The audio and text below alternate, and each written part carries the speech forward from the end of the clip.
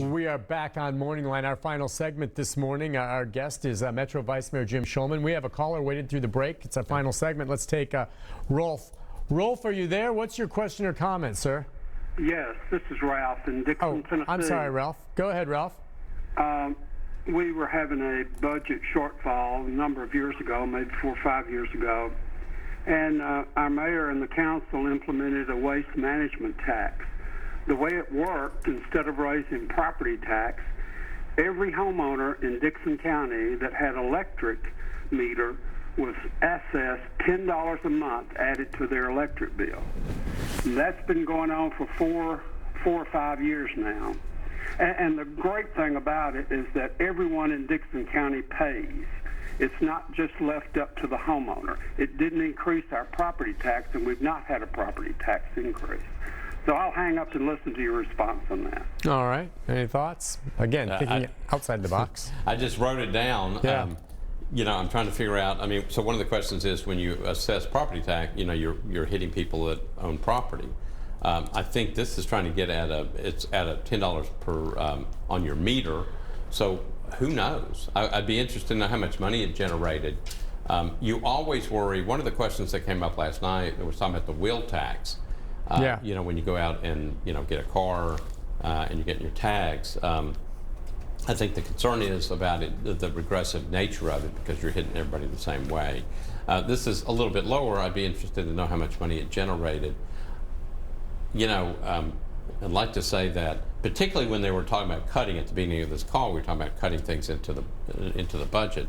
I know you can always find waste in government. I know that, but they have been trying to cut for years to try to get some of that stuff down because they didn't have any choice. They had to start cutting. More efficiency, everything else like this. But I'll take a look at this. We're always looking for ways to deal with it. Not that we're always looking for ways just to get more money from people, but it's a balance. You got to run a city. Nashville's a big place, and it costs money to run it. But we have to be efficient with the use of that money. No, absolutely. Well, as it stands now, do you think come next election cycle, council members are going to have challenges from folks who are there saying, look, he or she voted for this property tax increase. I never would have. Vote them out? It's interesting. I think the next election for council members is about 3 years away. Yeah. A lot can happen in that time. A lot can happen. Maybe the rate comes back. All those other things go on. What you're looking for in a council member is somebody who stands up, who does what they're supposed to do. So it's not easy to be voting for stuff like this. And I know council members are tired. It is not, this is not what you run for. You run because you want to make the city better. But the reason you have government, the reason you have people in office is you want them to stand up and do what they're supposed to do. And sometimes it's not very nice, and sometimes it's not very easy. And but it's your job. That's, you ran. You may have run for the idea of, hey, I'm going to, be part of governing Nashville. It's going to be fun, and everything's going to be great. I can tell you, sometimes it's not fun. And sometimes it's really difficult when you get into these situations. Is it fair to say, though, to folks, and again, we all know there's an awful lot that did not like the idea of this property tax increase. All right, it's passed. It's on the books there, all right? And they're going to have to swallow it and deal with it. But does this then, in your mind, truly provide, some security now for the city moving forward in terms of we've got what we need to at least continue to maintain staying open, and hopefully as we reopen from this pandemic, business gets back up and kicking, and then we can sit down and address some of these issues we were having before any of this happened that landed us in this mess? Yeah, you would, people go, oh, it's a $1 property tax increase. What are they going to spend that money for? This is like trying to just hold it together. Yeah. There were two main things that I think the mayor was trying to get at. One was that he had to balance those books. He had that giant hole in the budget. He had to balance it so that we actually had, the amount of revenue coming in that would cover our basic expenses. It's not like you're going to go out and hire a bunch of more people or give everybody big giant raises. This was just to hold it together. Right. The other thing that was so important was that the comptroller of the Treasury was telling us, you have got to get your rainy day balances back up. We call it something a little different. And just so you can explain, we just have a minute and a half, but comptroller, just so we're clear on why that's important, and really that's ultimately where your hand was forced.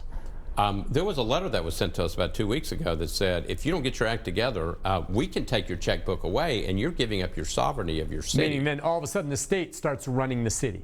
The comptroller approves our budget. So if we can't, I mean, it would be, what's the best example?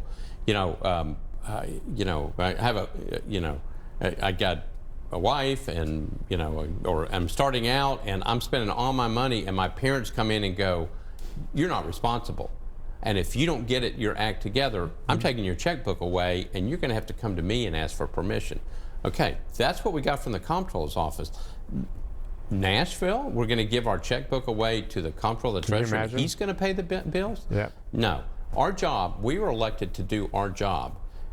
We're not abdicating our responsibility to somebody else. It's our responsibility to make sure that those books balance, that we are spending the money correctly. That is our job. And when he sent a letter and said, if you're not going to get the act together, if you're not going to do what you're supposed to, if you're not going to have basically a Nashville piggy bank, which is those rainy day funds, so if the fall comes and we're in trouble again and we need to have some extra cash, you got to be responsible.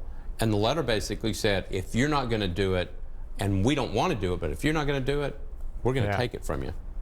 We need to pay attention. Yeah, and ultimately, obviously, the council did. Hey, listen, Vice Mayor Shulman, thank you for joining us. Sure. You got to go get some rest, my friend. Go get some rest. We don't have a council meeting for a little while. I know, and you got work. Well, listen, take care of yourself, and thank you again for joining us. Sure. We'll talk to you again soon. Take a break. Be back with a programming note right after this.